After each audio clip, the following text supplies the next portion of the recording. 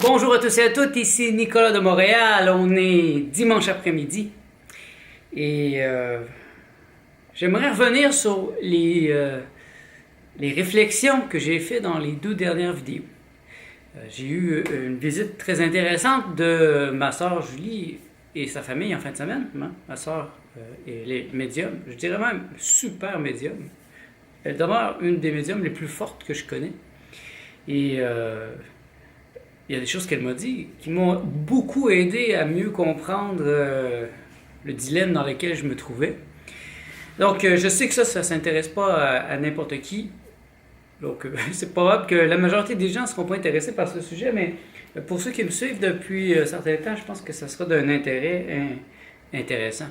Donc, la problématique était que j'ai lu ce livre-là dernièrement, Les 9 visages du Christ, de Eugene E. Whitworth, qui est une vie de Jésus-Christ, plutôt d'un point de vue d'un groupe d'initiés. Donc, il faisait partie vraiment d'une grosse entreprise d'initiés, mais terrestres. Et d'autre part, les livres de Daniel Meroy, donc le livre secret de Yeshua, tomes 1 et 2. Donc, ça raconte aussi l'histoire de Yeshua, qui est le vrai nom de Jésus, de son enfance jusqu'à sa mort. Ici, c'est jusqu'à sa mort, il devait avoir 80 ans, il était très vieux quand il est mort, Jésus.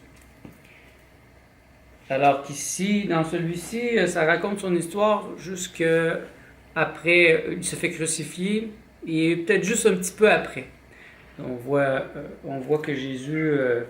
Là-dedans, on voit que Jésus faisait partie d'une genre de grosse pièce de théâtre, d'un gros plan qui était préparé. Et puis, on met beaucoup l'accent sur le plan ici, sur le comprendre comment Jésus a développé la possibilité de se régénérer. Et je dois dire que moi, celui-ci, je l'aimais moins. Je pense que je l'avais dit d'ailleurs vendredi, que j'aimais mieux l'autre. Donc là, celui de Daniel Meroy, c'est un Jésus beaucoup plus humain, beaucoup plus chaleureux, beaucoup plus vrai. Tandis qu'ici, dans l'autre, c'est comme une trame très rapide où Jésus passe des initiations avec les druides, avec les Perses, avec les Égyptiens. Et puis là, c'est une série d'événements comme ça. Et on a même l'impression que ça se passe aujourd'hui, tellement c'est contemporain, la manière que c'est fait. Et d'une part, avec Daniel Meroy, Jésus est un géant, à peu près 6 pieds 5, qu'on remarque dès qu'il arrive quelque part, même de son aspect physique. Et d'autre part, avec l'autre livre, c'est un Jésus plus petit, plus trapu, roux.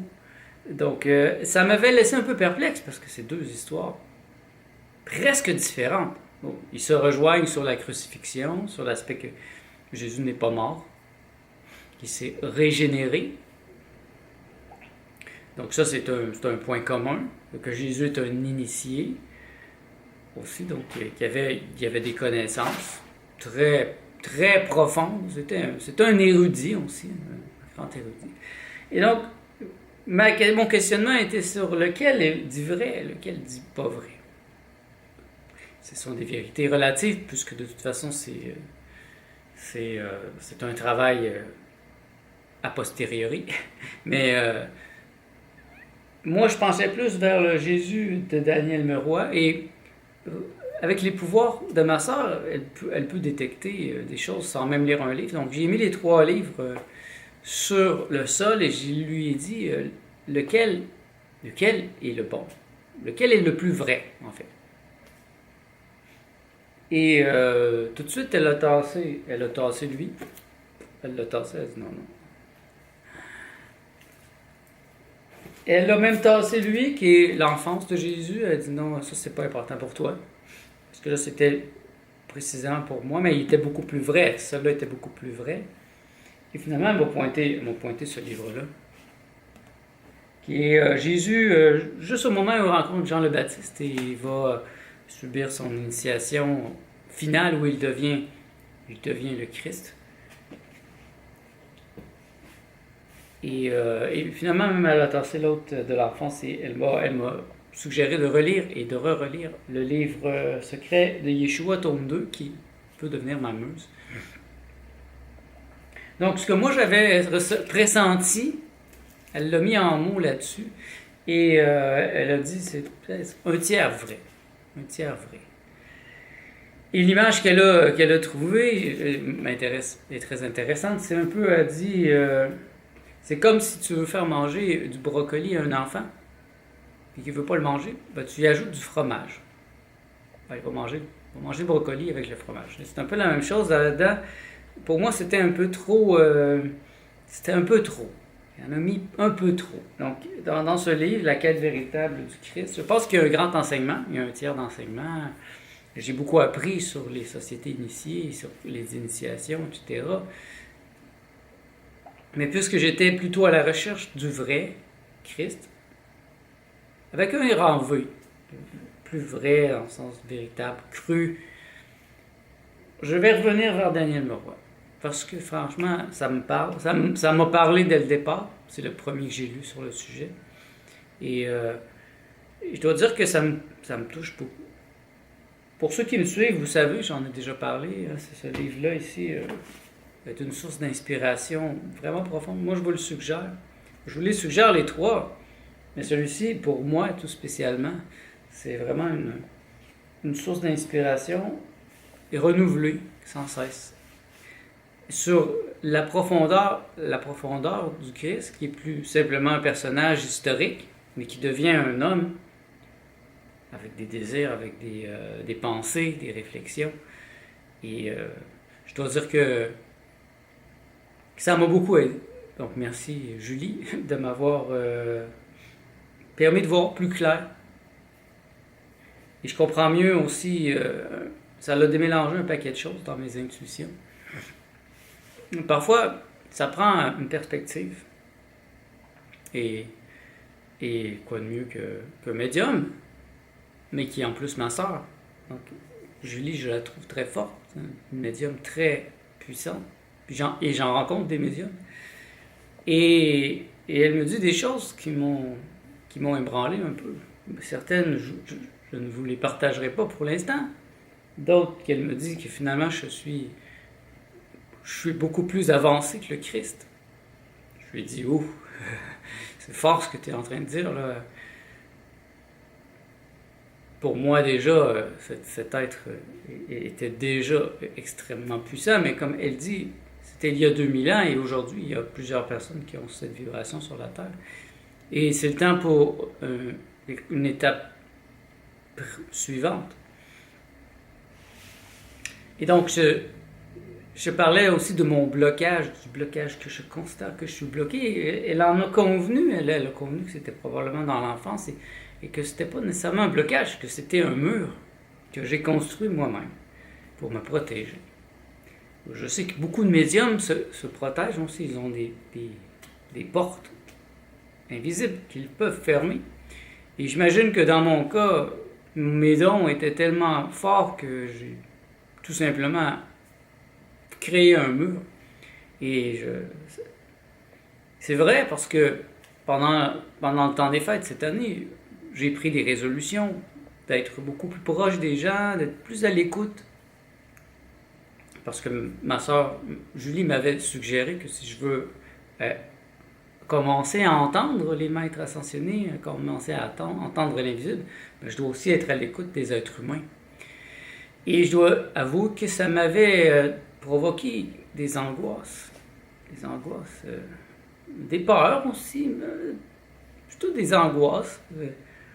De m'ouvrir comme ça à tout le monde, de me forcer à écouter des gens qui n'ont rien à dire pour aller chercher de l'information. Je dois avouer que je me sentais pas très secure parce que j'en ai souvent parlé. Pour moi, la majorité des êtres humains sont, en anglais, je dirais, careless. Ils ne font pas attention. Ils ne font pas attention à eux, ils ne font pas attention au monde, ils ne font pas attention aux détails. Et donc, m'ouvrir à ce genre de personnes, c'est vrai que ça me provoque une angoisse. Là, c'est moins pire j'ai réussi à intégrer un peu plus, mais je vous dis que dans le temps des fêtes, ça tournait, ça travaillait fort dans ma tête. À quel point, voyez, je suis devant un chemin, une croisée des chemins. Je peux continuer ma vie avec un mur. J'ai quand même une bonne intuition, mais j'arrive pas à entendre les maîtres. Je sais que pour la majorité, c'est pas important, mais pour moi, j'aimerais ça. C'est quelque chose que j'aimerais parce que je le vois chez les médiums avec qui je travaille, que parfois ça peut être très pratique. Par exemple, avec ma soeur Julie, encore là, je lui ai mis 6 livres de Daniel Muroy que Joanne Lazur m'a donné. Je l'ai mis sur le plancher, j'ai dit lequel devrais-je lire, lequel serait bon pour moi. Et tout de suite, elle m'a pointé récit d'un voyageur de l'astral. Tout de suite. Et un autre à propos de Saint François d'Assise, mais les deux autres, elle les a tassés. Non. Et ça, j'aime ça. Imaginez, si je pouvais avoir ce pouvoir, je me dirais juste, voici les livres que j'ai, lequel je dois lire quel prochain livre dois-je lire? Et je serais déjà vers le bon. Vous voyez, j'avais commencé à lire un autre qui est de Daniel Muroy, qui est l'Évangile de Marie-Magdalène. Mais ça a l'air qu'il n'est pas vraiment pour moi. Il ne va pas vraiment me parler, à comparer aux autres. Donc, si j'avais ces pouvoirs, je pourrais gagner beaucoup de temps. Je perdrais moins de temps à lire des choses qui m'apportent peu. Oui, c'est un peu le 20-80, la loi de Pareto. Le 20%, quel est le 20% des livres que je dois lire pour avoir 80% des résultats? Ou quel est le 20% des pensées que je dois cultiver pour avoir le 80% des résultats? Et je sens qu'il y a une accélération présentement. Je la sens pourquoi? Parce que bien sûr, il y a une affluence de médiums qui vient vers moi pour faire leur setup, pour travailler avec eux sur leur image de marque. Et je dois assurer, je dois être impeccable. C'est pas comme quelqu'un qui vend des saucisses ou des pantalons. Quelqu'un qui vend la conscience demande une impeccabilité. Et pas juste lui, les êtres spirituels qui travaillent avec lui demandent une impeccabilité. Et l'impeccabilité, pour moi, est importante de toute façon. Mais je sens que dans les prochains mois, elle sera poussée à l'extrême. Que je vais devoir être plus qu'impeccable. Plus que jamais. Oui, je suis cédulé pour faire les sites internet de Rayon Violet, qui devient amouretconscience.com, et avec Pierre Lessard. Et donc, je travaille avec le maître Saint-Germain, d'une certaine manière. Et j'aimerais pouvoir l'entendre, j'aimerais pouvoir qu'il me parle directement, qu'il me dise, ben non, finalement, le logo, prends plutôt ce symbole, ou prends plutôt ci, tiens, propose-le à Pierre Lessard, ça va fonctionner. Je pense on pourrait gagner du temps comme ça. Bon, le temps c'est relatif, je sais, le temps c'est relatif, mais dans l'infini, pourquoi se presser? Mais dans la vie sur la Terre, il y a des accélérations aussi.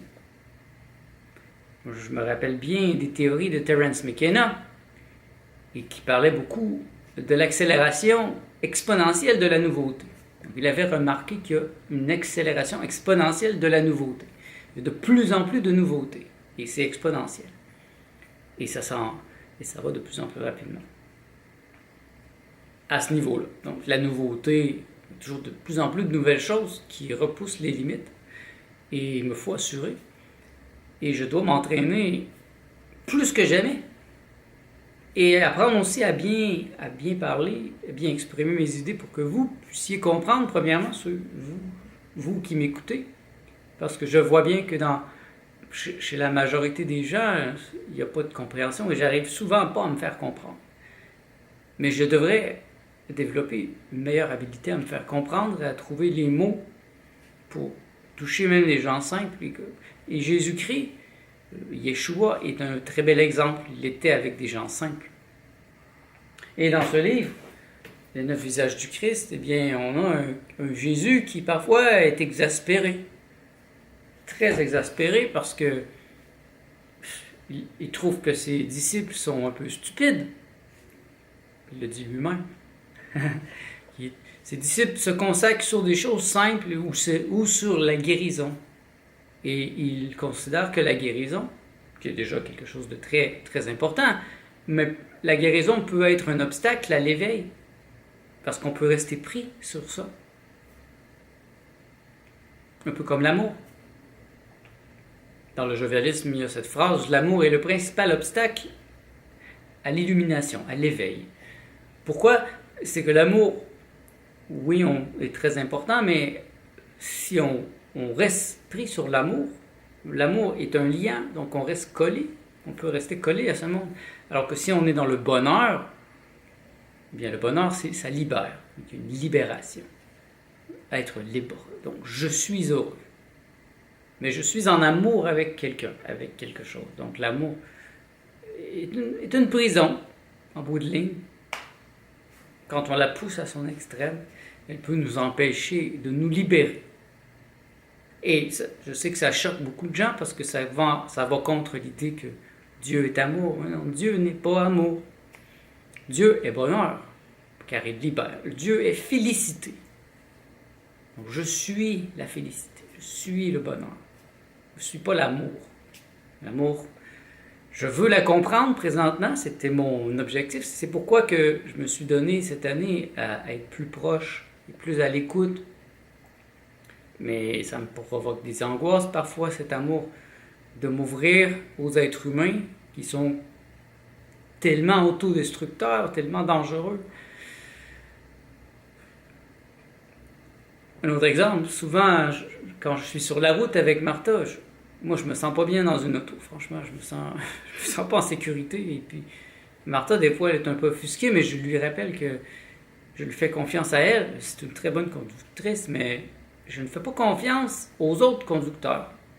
Parce qu'à Montréal, franchement, c'est très, très dangereux. C'est très agressif. Et il suffit que quelqu'un ne fasse pas son stop, passe sur la jaune, alors qu'elle devient rouge, soit sous, ou bien aujourd'hui gelé, parce que le marijuana est légal au Québec, pour faire un accident, et puis perdre beaucoup d'acquis. Vous voyez, je suis au point où je veux défaire le mur que j'ai construit, surtout dans mon enfance. Très rapidement, j'ai fait un mur presque inaccessible. Et je vois que ce mur m'empêche de voir maintenant. Donc, soit que je le fais exploser, mais je pense pas que je suis prêt à autant de sensibilité d'un coup, ou soit que j'enlève les briques une par une, ou que je le fasse devenir transparent. C'était des suggestions de ma sœur. Je suis en travail, et je pense réussir. Et si vous vivez la même chose, j'aimerais bien avoir votre avis, votre opinion. Qu'est-ce que vous avez fait? Et si vous êtes plus jeune et vous avez ce même genre de problème, peut-être vous inspirer à l'utiliser. Hein. Ce mur que je me suis construit m'a en même temps servi à devenir un grand artiste, à pouvoir exprimer des choses dans mon art, parce que j'étais consacré à mon art, et puis j'ai passé des heures et des heures à dessiner au lieu d'aller perdre mon temps dans des parties, dans des fêtes avec d'autres jeunes. Alors, j'ai développé quelque chose qui maintenant est un acquis, mais ça peut devenir un handicap.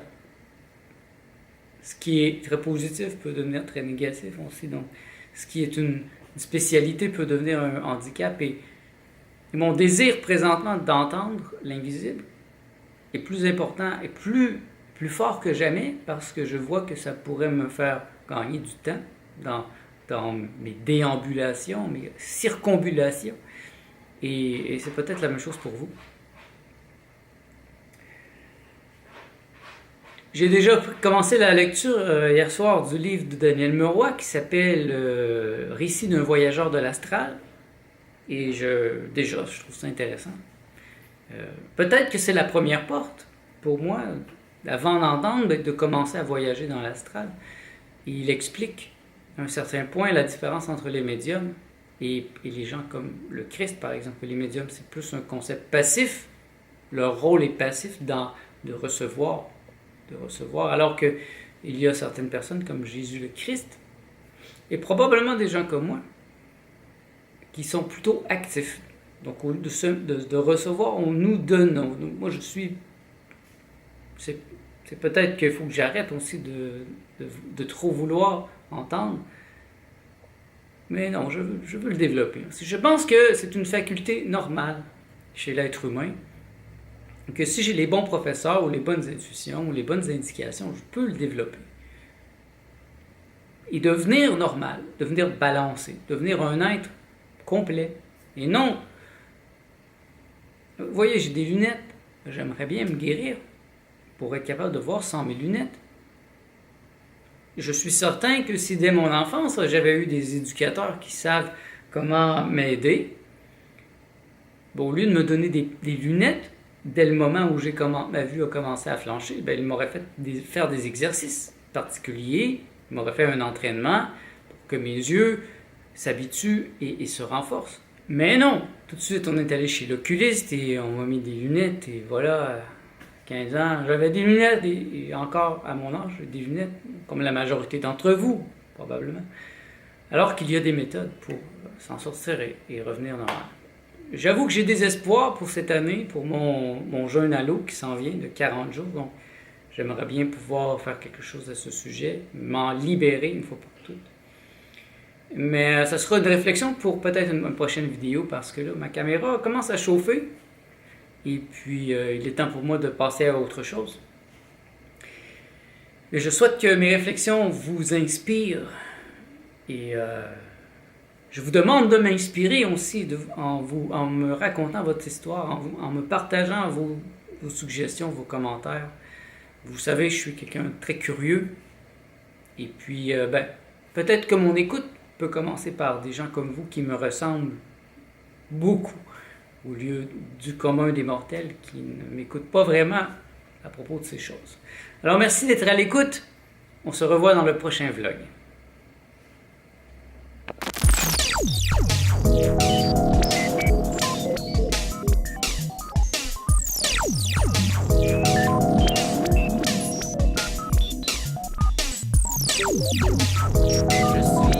Je suis le maître psychédélique. Je ne passerai pas, je ne passerai pas, je ne passerai pas encore bien.